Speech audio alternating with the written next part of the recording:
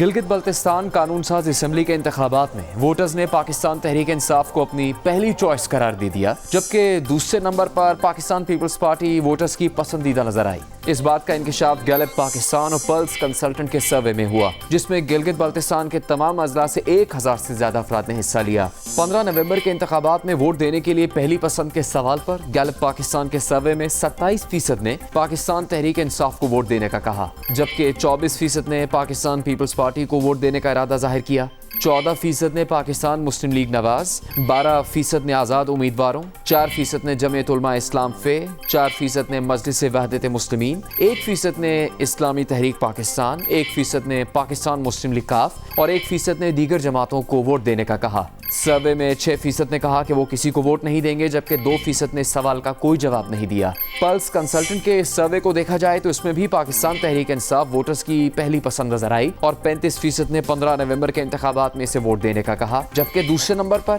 26% نے Pakistan Peoples party کو vote دینے کا کہا، 14% نے پاکستان مسلم لیگ نواز، 4% نے جمعیت علماء اسلام فے، 3% نے مجلس وحدت مسلمین، 2% نے اسلامی تحریک پاکستان، 2% نے پاکستان مسلم لیگ کاف اور 12% نے آزاد امیدواروں کو ووٹ دینے کا کہا۔ 1% نے کہا کہ وہ کسی کو ووٹ نہیں دیں گے۔ گیلپ پاکستان نے سروے میں اس چیز کی نشاندہی کی کہ گلگت بلتستان میں مجموعی سطح پر پاکستان تحریک انصاف آگے ہے، لیکن گلگت بلتستان کے 2 ڈویژن میں پاکستان پیپلز پارٹی ووٹرز کی پہلی چوائس ہے۔ دیامر ڈویژن میں 30% نے پاکستان پیپلز پارٹی تو 23% نے پاکستان تحریک انصاف اور 23% نے ہی PMLN کو ووٹ دینے کا کہا۔ گلگت ڈویژن میں 28% نے پاکستان پیپلز پارٹی تو 26% نے PTI اور 18% نے PMLN کو ووٹ دینے کا کہا۔ البتہ صرف بلتستان ڈویژن میں پاکستان پیپلز پارٹی کو ووٹ دینے کا کہنے والوں کی شرح 17% نظر آئی، جبکہ پاکستان تحریک انصاف کو 30% نے ووٹ دینے کا کہا۔ مسلم لیگ نون کو بلتستان سے صرف 4% نے ووٹ دینے کا ارادہ ظاہر کیا۔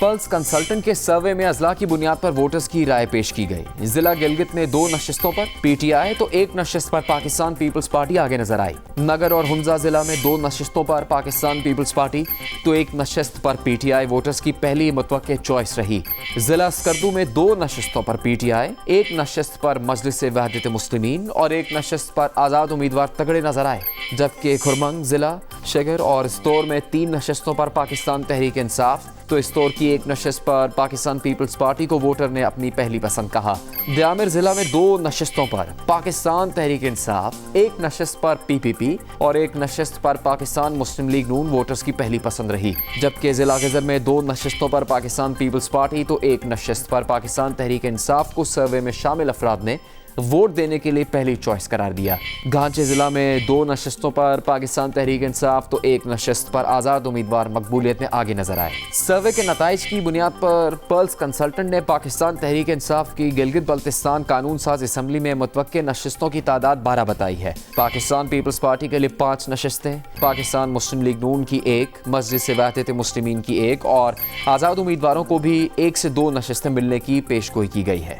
گیلپ پاکستان کے سروے میں یہ دیکھا گیا کہ ہر 4 میں سے 1 فرد یعنی 25% نے حالیہ انتخابات میں پاکستان مسلم لیگ نون کو ووٹ نہ دینے کا کہا، 22% نے اسی قسم کی رائے کا اظہار PTI تو 13% نے پاکستان پیپلز پارٹی کے لیے کیا۔ دونوں سرویز میں گلگت بلتستان کے عوام سے ان کے پسندیدہ لیڈر کا سوال بھی کیا گیا اور دونوں سرویز میں دیکھا گیا کہ عمران خان سب سے آگے ہیں۔ پلس کنسلٹنٹ کے سروے کی بات کی جائے تو 41% نے انہیں فیورٹ کہا، جس کے بعد بلاول بھٹو کو 23%، نواز شریف کو 16%، مریم نواز کو 10%، آصف زرداری کو 8%، مولانا فضل الرحمان کو 6%، سراج الحق کو 3%، شہباز شریف کو 2% اور 2% نے ہی پرویز مشرف کو اپنا پسندیدہ لیڈر قرار دیا۔ گیلپ پاکستان کے سروے میں بھی عمران خان مقبولیت میں آگے رہے اور 42% نے ان کو پسندیدہ کہا، جس کے بعد بلاول بھٹو زرداری کو 17%، نواز شریف کو 15%، پرویز مشرف کو 5%، فضل الرحمان کو 4%، مریم نواز کو 3%، آصف علی زرداری کو 2%، شہباز شریف کو